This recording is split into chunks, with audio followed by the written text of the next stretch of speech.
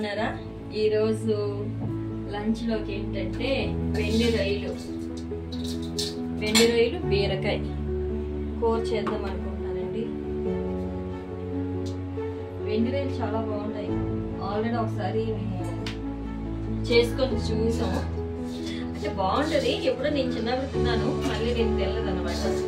అందుకని మళ్ళీ మొన్న ఊరికి వెళ్ళినప్పుడు ఎండు రొయ్యలు తీసి తెచ్చుకున్నాం అనమాట. పాపకైతే చాలా నచ్చింది. మమ్మీ ఎండు రొయ్యలు తీసుకురా అని సరిపోతుంది అనమాట. అందుకని వెండి రొయ్యలు తీసుకొచ్చి వెండి రొయ్యలు బీరకాయ కూర చేస్తాను. ఆల్రెడీ వెండి రొయ్యలు వేపిస్తాను నూనెలో.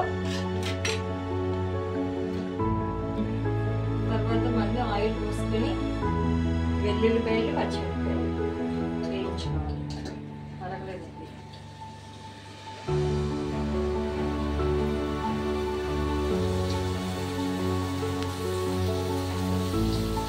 వెండి రొయ్యలు వేపితే ఆ స్మెల్కి చూడండి, పెద్ద పెద్ద ఈగలు ఉంటాయి కదా, ఆ నీళ్ళంతా ఎలా వచ్చేసాయంటే అసలు ఒక నీళ్ళ వచ్చాయి అనమాట.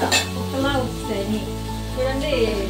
చూడండి, తేనె పట్టు మీద రాయి పెట్టి కొడితే ఆ తేనె ఈగలన్నీ ఎలా వస్తాయో అలా వచ్చేసాయి అనమాట. వెండి రొయ్యలు వేపినట్లే.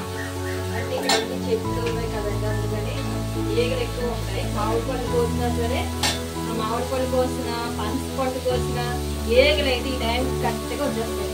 అది నేను ఏం చేస్తానంటే మొత్తం కలుపులన్నీ వేసుకొని అప్పుడు మామిడి పళ్ళు కానీ ఏంటంటే సపోలా పనస పండు కానీ పోస్తాను అనమాట. అది మా అక్కడ ఈగల బాధ ఎక్కువ. అదే పెద్ద పెద్ద ఈగలు, చిన్న ఈగలు కాదు. ఈ స్మెల్కి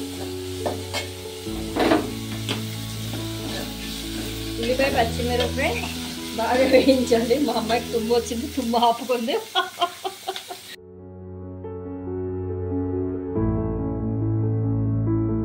ఇప్పుడు కారం వేస్తున్నానండి. మనకి ఎంత తింటే అంత కారం తగినంత.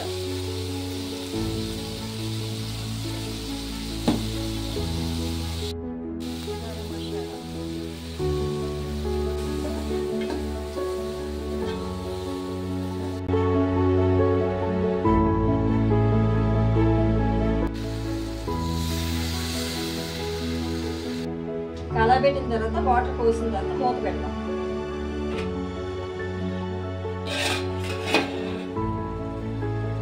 అంత అయిపోయింది కూర.